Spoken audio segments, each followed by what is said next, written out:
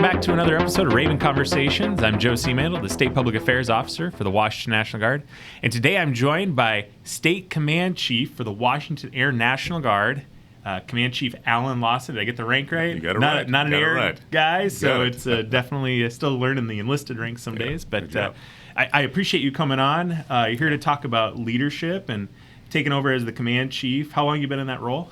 I've been in since this past September, so a little over, 7 months? So still relatively new into the seat. I am still a rookie. Yeah. But I think it's good information. I know you're very big into leadership and your leadership philosophies, and I'm glad we can kind of give you a platform to share that.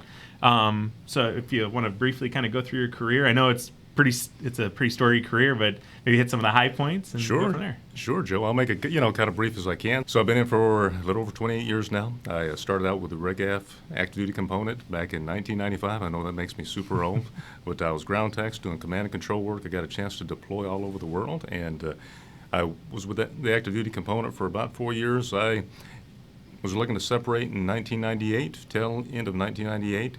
But a mentor of mine, Staff Sergeant at the time, Pat Wilson, he asked me, so what are your plans? And I said, well, I think I'm going to take some classes. I'm going to get into law enforcement. He was really satisfied with that answer, so he said, I tell you what, have you heard about the Guard?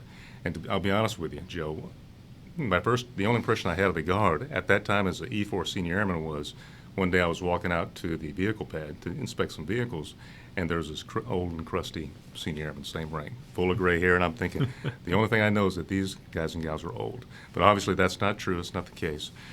So he talked to me about the Western Air Defense Sector on McCord, and he asked me if I'd ever heard of them. I said no. He talked about how they transitioned from active duty component to the Guard, that mission, back in like 95, 96. Mm-hmm. He said he'd been stationed there before, and he said it was just a great assignment. So I said, I'll give it a shot. So he helped me put together an application package. I applied, and fortunately I was selected. And I was at the WADS from 99 to 2019. So a good 20 years doing different command and control and air defense type work.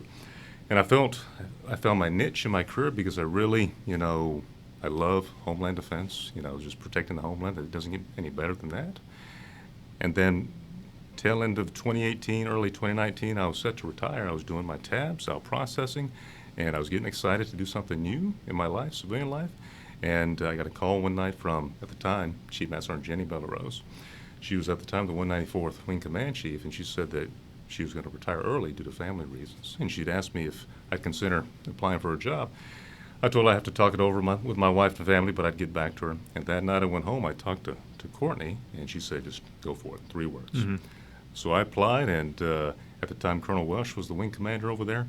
And he, after the interview, I met with him probably about 3-4 days later. And I sat down on his couch. He says, well, Chief Lawson, how do you think you did? I said, well, I could have done better on the interview. He says, well, you underwhelmed me on your interview, but you did good enough to get selected. So I was the 194th Wing Command Chief for, a couple of years. And just this past September, I got picked up to be the State Command Chief. So General Welsh and I would joke about how, he brought me up to be the State Command Chief, even though my interview was terrible back in my interview for the wing job. So that's real quick about me. Yeah, my career. Yeah. So you kind of mentioned one of the things that I wanted to hit on, mentoring. You said you had a mentor, and I know that's a real big thing, especially, in the Air Guard and the Army Guard, is making sure that we've got senior leaders that are mentoring those junior guys and kind of helping them find that path to moving forward. What are some of those other philosophies you kind of look at with mentoring included? So something I talk about a lot is, before anybody can be great at anything, whether it's a great supervisor, leader, husband, wife, a great teammate, you first have to meet that baseline of being a good human being. If you're not a solid human being first, and what I mean by that is treating people with respect, Joe, dignity, treat them how they should be treated, how you'd want to be treated. I don't think anybody wants to be treated badly, right? Mm-hmm. You meet that baseline, then it's up from there. It really is. Yeah. So that's something that I always talk about with our airmen and our people is that you can't be a jerk. You got to be a good person. And from there, you're gonna do well. That's the first thing. The second thing is you got to operate at a high level. I'll be honest, Joe. Throughout my career, I've never been the smartest person in any room. I don't think I was ever the second or third smartest in any room. So I recognized that quickly, and what I did is I had to overcome that, right, by working a little extra hard in my study, in my academics, physically, all that stuff. If you work hard and you operate at a high level, people will recognize that, and it'll pay off. It truly will. Third thing is build and maintain relationships. If I didn't have that solid relationship with, at the time, Chief Jenny Bellarose, I don't think I would have got that phone call. I probably wouldn't be sitting here talking to you today. Yeah. So relationships, it's key. So those three things. Yeah. What have you been doing if you weren't sitting here? I don't know. Probably a stay-at-home dad to my dog. Just kidding. I'm just kidding. I'd be busy doing something, I'm sure. I'm pretty sure you'd probably be busy doing something. Yeah. So I think if I'm an airman, and how do I look at you and say, hey, I'm a junior airman, an airman first class. How do I become the state command chief someday? What do I need to do? First thing is going back to a mentor. Is find somebody that you respect and look up to. It doesn't have to be just one person. It could be multiple people, but lean on those people and really listen. I'll be honest, early on in my career, I wasn't a very good listener. But I quickly recognized that in order for me, to thrive and survive, I needed to be a good listener, active listener. And so listen to my mentors when they have advice, not brush it off like, you're talking about old guy. You really listen to it and let it sink in. So grab onto somebody that you really respect and aspire to, and just try to have an organic relationship with that person. Yeah. I think kind of, what's that? Any other messages you want to share to the airmen, soldiers, anybody that's watching today? I would say, whether you want to be, a great teammate, a great soldier, a great airman, or a great civilian, I guess, employee, I feel there's four things you got to hit on. And if you hit on these four things, you're going to do pretty well. You're going to see success. First thing is compassion. Demonstrating and showing genuine compassion for each individual around you. It goes back to that being a good human being, right? And make sure it's genuine, because people can see if it's artificial, if you're just putting on a show. They're going to see right through that pretty quick. So compassion.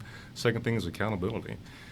When I say accountability a lot in crowds, they kind of pause for a minute. They're thinking like, holding people accountable. Well, that's one aspect of it. But the first aspect is self-accountability. Like for me, pretty much every day when I drive home, I self-reflect and think about, did I do this right? Did I do that? How could I do this better? So forth, right? And make sure you're not departing from the standards, keeping yourself on that right path. So, and then if you're holding yourself accountable, then it's easy to hold others accountable. Yeah. So that's the second piece. Third piece is respect.